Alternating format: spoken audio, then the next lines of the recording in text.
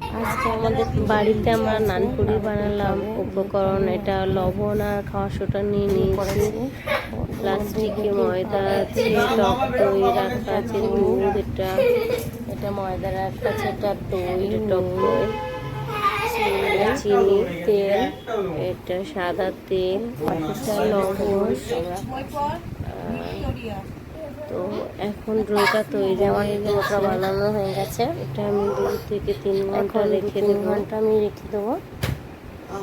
3 ঘন্টা পরে এটাকে তুলে আবার করবো, হবে না।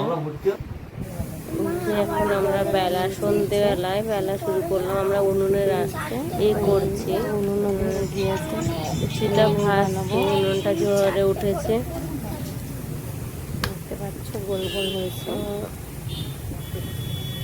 দেখতে থাকো, বেশ এগুলো গোল গোল হয়েছে। আমি পাচ্ছিলাম না, তাই আমার বৌদি করলো, বেলে দিয়েছিল। এই যে আমরা নানপুরি আর ঘুগনি হয়ে গেছে। আর এতটা সফট হয়েছে যে মানে খুব পাউরুটির মতন, খুব তাড়াতাড়ি ছিঁড়ে মুখে দেওয়া যাবে। আমি এটা খাচ্ছি, সবাইকে দেখাচ্ছি না।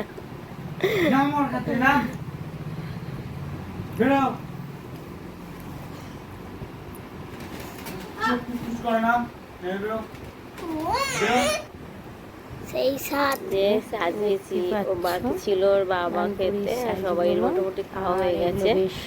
ওর বাবার জন্য রেখে দিয়েছি।